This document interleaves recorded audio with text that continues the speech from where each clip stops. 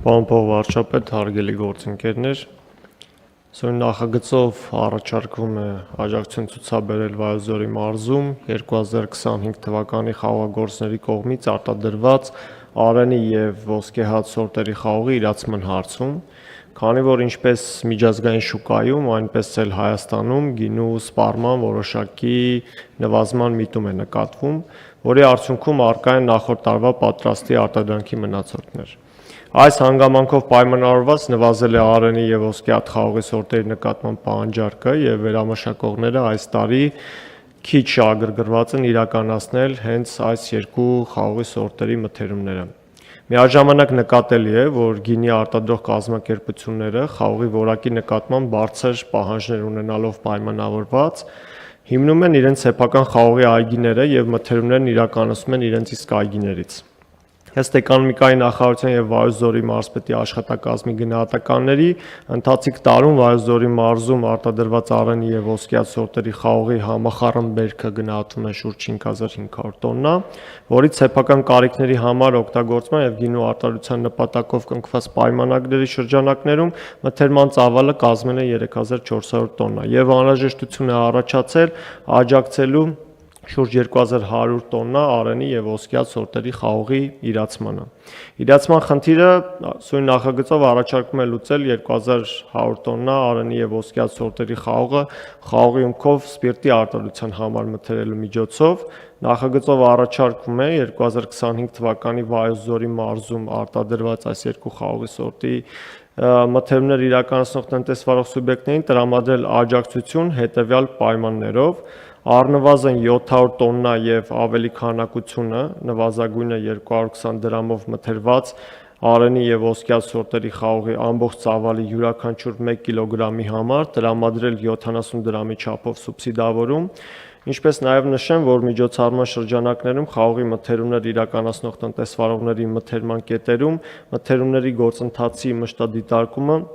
առաջարկվում է կատարել մարզպետների աշխատակազմերի կողմից։ Շնորհակալություն։ Աշխարհում գինու սպառումը նվազել է, պարոն Խոջյան։ Պարոն Գրիգորյան, նշեմ, օրինակ գինու արտադրությունը 2024 թվականին եղել է 227 միլիոն հեկտոլիտր, բայց օրինակ եթե հետ են գնում 2023 թվականին եղել է 244 միլիոն հեկտոլիտր, 2022 թվականին եղել է 260 միլիոն հեկտոլիտր, ինքը տարեկան մոտավորապես 7% նվազում է նկատվում ամբողջ աշխարհում։ Բայց միաժամանակ հետաքրքիր տենդենս կա, որ գինու туриզմը օրինակ նախորդ տարի 13%-ով ավելացել է համաշխարհային գինու туриզմը։ Եվ այս հնարավորությունը օգտագործելով նաև ուզում եմ մեր գինի արտադրողներին խնդրել ավելի շատ ուշադրություն դարձնել հենց գինու туриզմի վրա, որտեվ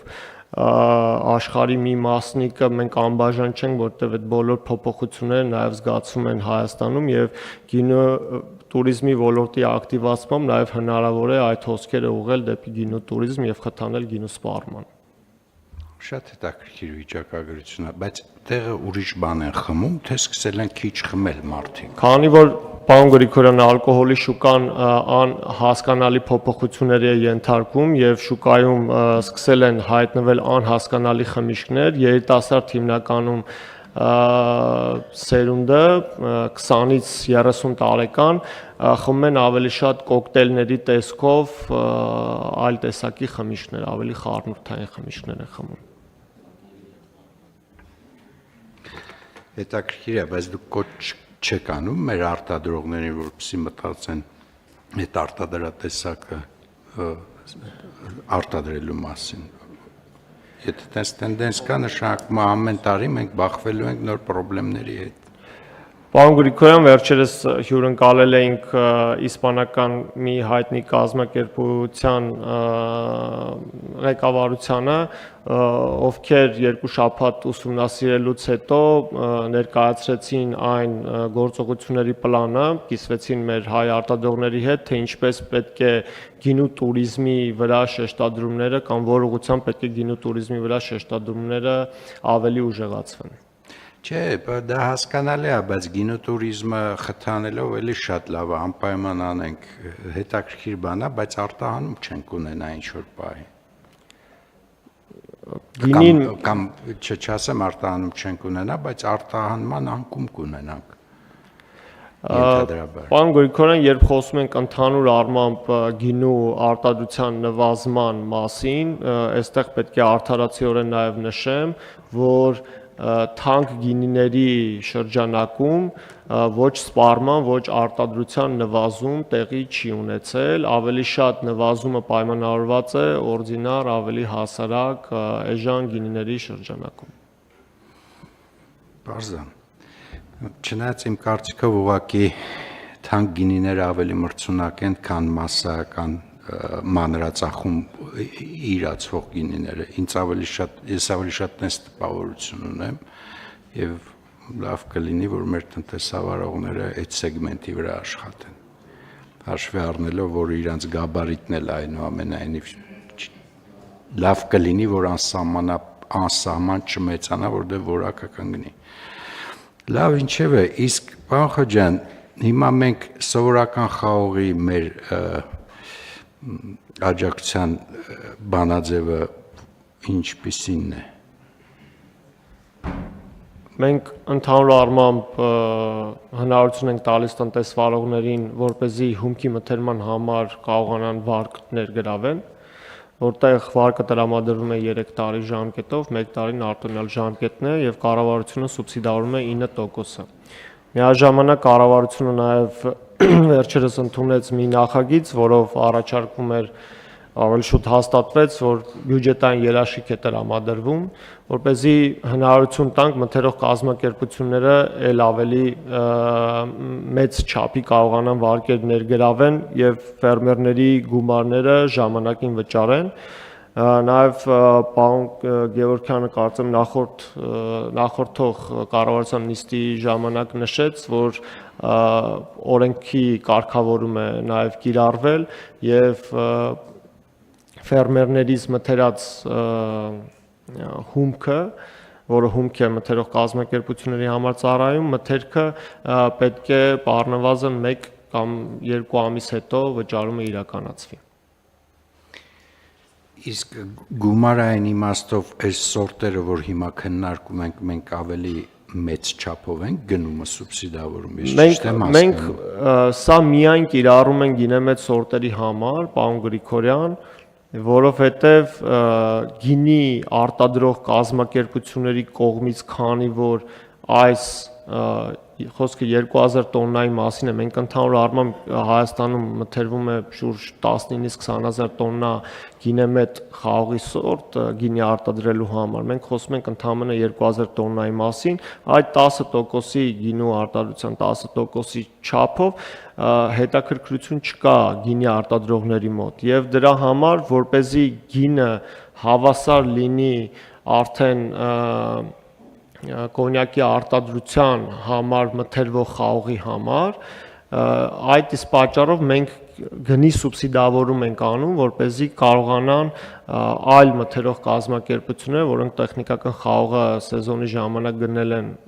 130-ից 150 դրամով, կարողանան ձեռք բերել, իրանք ավելի մոտարկում ենք այդ գնին,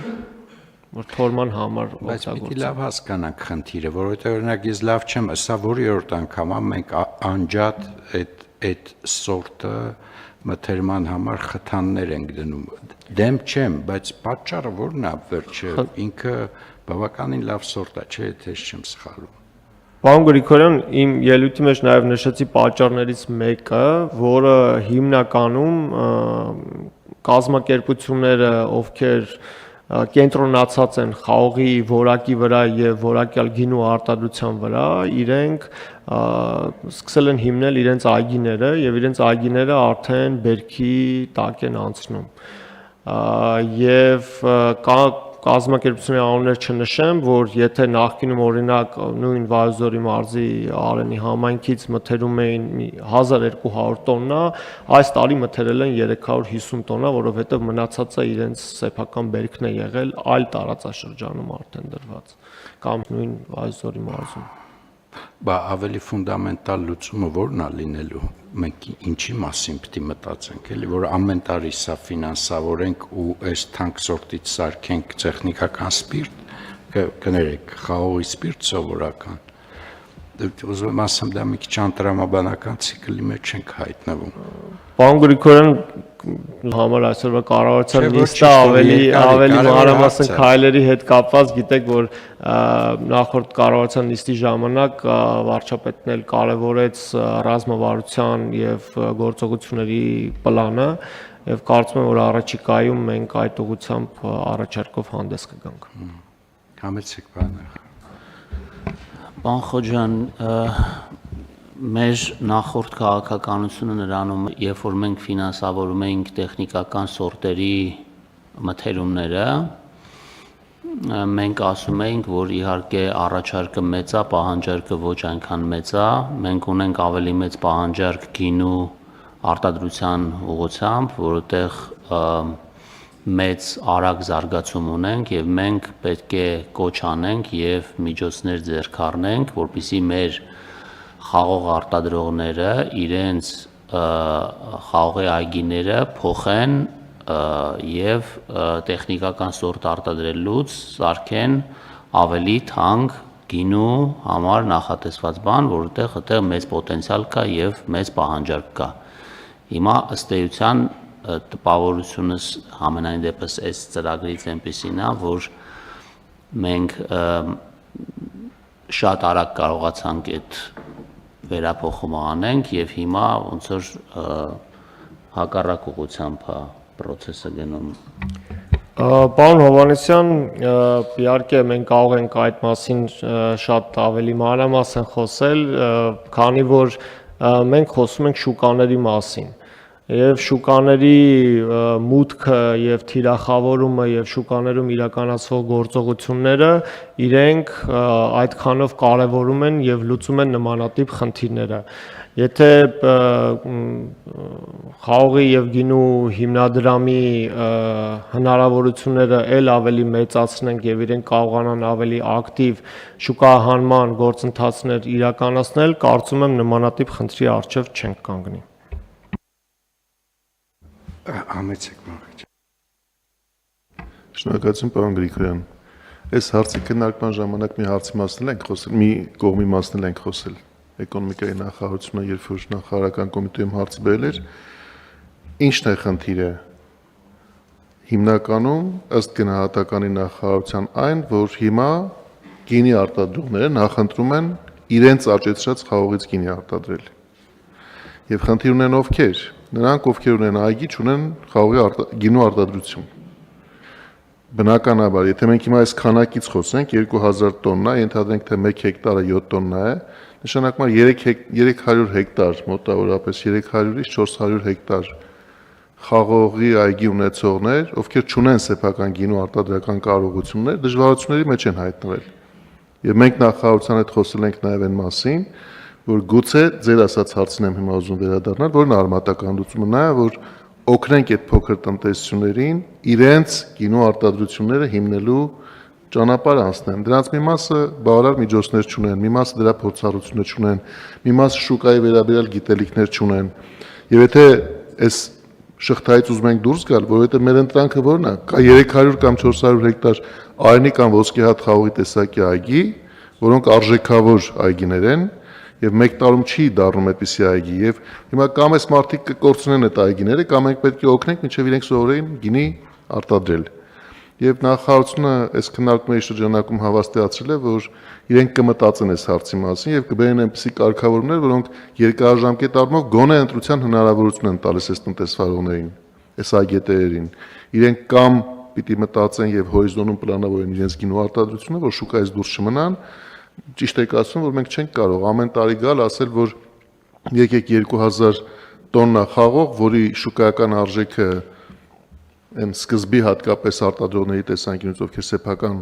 խաղողից գինի են արտադրում 200 դրամից ավել է, 250 եւ ավելի, կան նույնիսկ ավելի որակով արտադրողներ, որոնք ավելի բարձր գնով են վաճառում, այս դեպքում կամ պետք է օգնենք, որ իրենք վերադասավորվեն շուկայում, կամ պետք է իրենք հասկանան, որ եթե չեն անցնելու այդ ճանապարհը, ապա երկարաժամկետում մենք չենք կարող այնպես անել, որ իրենք շարունակեն անդադ սուբսիդավորվող խաղող վաճառել։ Եղած ասած ես էլ տենց մտածեցի, որ հարցիս պատասխանը պիտի լինի, որ պիտի օգնենք, որ այս դաշտերի շուրջ ձևավորվի գինու արտադրություն, որովհետև ես չեմ այնուամենայնիվ չեմ ուզում ենթադրել, որ այս խաղողը արժեք չունի կամ հավասար է իր արժեքը սովորական տեխնիկական սորտերին էլ։ Պարոն Խաչյան։ Շնորհակալություն, պարոն փոխվարչապետ, լիովին համեմատ եմ ձեզ հետ։ Իրականում, եթե խաղողի ծավալը ընդհանուր առմամբ մեծ չէ եւ այդ վերամշակում իրականացումը հնարավոր է իրականացնել եւ ավելի բարձր գնով վաճառել, քան խաղողի գինն է։ Ուղղակի ուզում էի նաև հիշեցնել, քանի որ մեզ նաև դիտում են խաղողագործները, հիշեցնել մեր կառավարության կողմից առաջարկվող մի ծրագրի մասին, որը ագրովերամշակման սարքավորումների լիզինգի ծրագիրն է, որի շրջանակում հնարավոր է ձեռք բերել այդ բոլոր ամբողջ շղթայում անհրաժեշտ վերամշակող սարքավորումները եւ ծրագրի շրջանակում արդեն շուրջ 3390 միավոր ագրովերամշակման սարքավորում է ձեռք բերել ընդհանուր ծրագրի բյուջեն պորտֆելը կազմում է շուրջ 50 միլիարդ դրամ։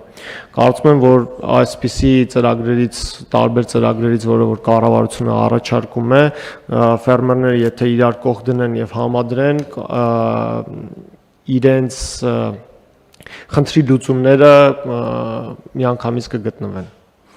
Մի բան էլ հիշեցնեմ, պարոն Խաչյան, ես հիշում եմ, որ մենք ինչ որ ռազմավարական փաստաթղթում կլաստերի հարց էինք քննարկում Արենիում։ Եթե դա այդ գաղափարը դեռ ուժի մեջ է, ես իմ հիշելով իր բովանդակությամբ դա եւ տուրիզմի հարցներ լուծում եւ արտադրության։ Կարելի է մի հատ էլ անդրադառնալ այդ հարցին։ Կոնկրետ Վայոց ձորի համար այս պահին քննարկվում է աշխարհագրական մակնշման հարցը, որ աշխարհագրական մակնշման տեխնիկական բնութագիրը արդեն ձևավորված է եւ որպես աշխարհագրական մակնշում իրեն դիրքավորելու եւ թիրախավորելու տարբեր շուկաներում։ Համեցեք, պարոն Թևոսյան։ Շնորհակալություն, պարոն Գրիգորյան, ուզում եմ վերադառնալ սկզբնական հատվածին խոսակցության եւ նորից հավաստիացնել, որ իրոք ալկոհոլի օգտագործումը ամբողջ աշխարհում անկում է ապրում եւ բոլոր տեսակի խմիչքները մենք չենք կարող միջնաժամկետ եւ երկարաժամկետ հեռանկարում դա հաշվի չառնել նաեւ տնտեսական իմաստով եւ այդ վերջի սերունդը, որ ասում են հիմա Generation Z, հա, այդ 90-ականների վերջից մինչեւ 2000-ականների 2010-ականների ծնված սերունդը շատ քիչ է օգտագործում ալկոհոլ, ինչը իրականում լավ է, որտեվ նրանք հասկացել են, որ դրանով ավելի շատ վնասում են իրենց առողջությանը, քան թե օգուտ տալիս եւ իրոք մենք խնդիրներ կունենանք 10-15 տարվա կտրվածքով, եթե այս մասով այսքան խնդիրը չլուծենք մեր զբաղվածության գյուղացիների եւ տնտեսության։ Շնորհակալություն։ Շնորհակալություն, պարոն Թևոսյան, իրոք լուրջ մտածելու բան է։ Հույսով եմ, որ այդ ալկոհոլը չի փոխարինվում այլ ավելի վնասակար նյութերով։ Պարոն Խոջյան, վերջի հարցը իմ, մենք արտահանումը խթանում ենք, թե չենք խթանում։ Գինու սպիրտի, կոնյակի սպիրտի արտահանումը խթանում ենք, թե ոչ։ Պարոն Գրիգորյան, մենք տարբեր միջոցառումներ ենք իրականացնում եւ միջազգային ցուցահանդեսներին մասնակցելու եւ իրազեկումը Հայաստանի գինու արտադրության մասին բարձրացնելու մասին հրավիրում ենք տարբեր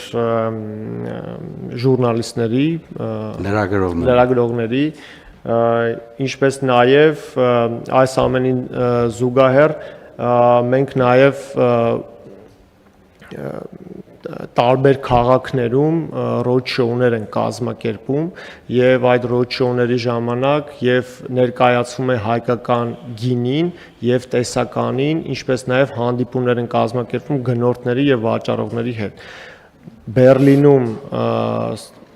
ստեղծված է հավաքական պահեստ, յուրաքանչյուր տարի կույր համտեսի շրջանակներում որոշվում է որ ապրանքատեսականները կարող են այդ պահեստում տեղակայվել եւ այդ պահեստից եվրոպական բոլոր երկրներ հնարավոր է մեկ շշից մինչեւ մեկ պալետ հայկական գինի ձեռք բերել եւ գնել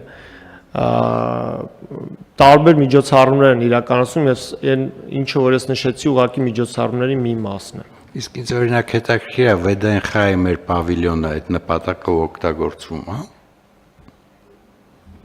Գիտեմ, որ գինու հիմնադրամը իրենց հետ համագործակցում են։ Ոնց, ինչ են անում էլի կոնկրետ։ Դες լրացուցիչ կտեղեկացնեմ, բայց այս բային ինֆորմացիան ամբողջական չեմ տիրապետում։ Շատ լավ։ Հարգելի գործընկերներ, խնդրեմ, պարոն Գեորգի։ Շնորհակալ եմ, պարոն փոխվարչապետ, վստահ եմ, որ էկոնոմիկայի նախարարության գործընկերները նայել են հարցը, բայց կխնդրեմ ուշադրություն դարձնել, որ սուբսիդավորող գումարը, որը կարծես թե 70 դրամ էր առնվազն 1 կիլոգրամի համար, մրցակցության տեսանկյունից առավել բարենպաստ վիճակի մեջ չդնի այն տնտեսվարողների նկատմամբ, որոնք կամ իրենց այգիներից են մթերում, որտեղ այնտեղ ինքնարժեք կա ինչ-որ ձևավորված ենթադրում եմ իրենց վրա, կամ որևէ այլ պատճառով չեն օգտվում այս սուբսիդավորման ծրագրից, չլինի մենք սուբսիդավորենք, այն մարդով այգի չունի եւ օգտվում է ծրագրից, առավել լավ վիճակում գտնվի, քան մարդը, որը համ այգի է հիմնել, համ էլ իր խաղողի ինքնարժեքից է օգտվում։ Ցեք պարոն Սինանյան։ Շնորհակալություն, պարոն Գրիգորյան, պարոն Խոջյան, Ռուսաստանի շուկայի գնողունակության անկման դեր կա այս ամեն ինչի մեջ ու արդյոք նորից վերադառնանք այդ որակի բարելավման եվրոպական սերտիֆիկացումների թեմային, այսինքն օգնենք խաղողագործներին եւ ավելի շուտ արտադրողներին այդ ուղղությամբ վերապրոֆիլավորվել։ Պարոն Սինանյան, 2025 թվականի հունվարի 1-ից Ռուսաստանի Դաշնությունը բարձրացրել է ակցիզային հարկը եւ դրանով պայմանավորված իհարկե գնողունակության անկում է նկատվում, այսինքն նվազում նկատվում է արտահանման ծավալների մեջ։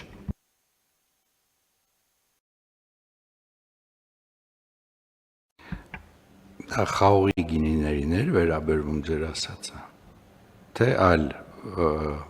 Այդ թվում խաղողին։ իսկ մնացածի մասով ինչ վիճակ է։ Նույնպես կոնյակի արտադրության Չէ, ես նկատի ունեմ մրգային գինիների, որովհետև դա էլ է շատ հետաքրքիր շուկա, բավականին բարդ շուկա ու իմ զգալով նախ մենք ես որքան գիտեմ ունենք արտադրություն Հայաստանում, երկրորդը որքան ես տեղյակ եմ, լավ պրոտեկցիոնիզմ է գնում այլ շուկաներում, ստեղ էլ մի օր մեր արտադրողները գալու են մեզ դիմեն, ասեմ, օժանդակության կարիք ունենք, ստեղ ինչ վիճակ է։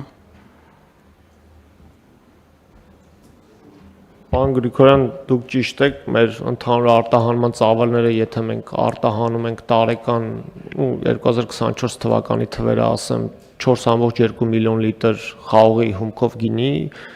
շուրջ 7.5 միլիոն լիտր մրգային գինի ենք արտահանում։ Ակցիզային հարկը նույնական է ալկոհոլային խմիչքների բոլորի համար, ինչը որ ես նշեցի օրինակում։ Շատ լավ, շնորհակալություն, պարոն Խոջյան, այլ հարցեր կան, հարգելի գործընկերներ։ Պարոն Խոջյան, այս հարցը պիտի լինի մեր ուշադրության կենտրոնում եւ մենք այս հարցով կարծում եմ պիտի զբաղվենք ավելի սիստեմատիկ։ Մենք բարբերաբար այս խնդիրները քննարկում ենք այն ժամանակ, երբ որ բերքն է հասնում, բերքահավաք է եւ հավաքած բերքից մարդիկ չգիտեն ինչ անեն, մենք էլ ստիպված սուբսիդավորում ենք։ Մի քիչ որ ավելի սիստեմատիկ զբաղվենք,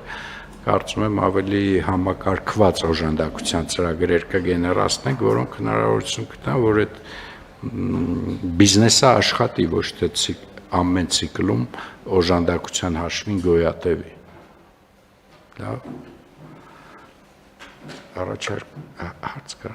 Առաջարկում եմ ընդունել այս որոշումը, հարգելի գործընկերներ, ամեն դեպքում ովքեր են դեմ չկա, որոշումն ընդունվեց։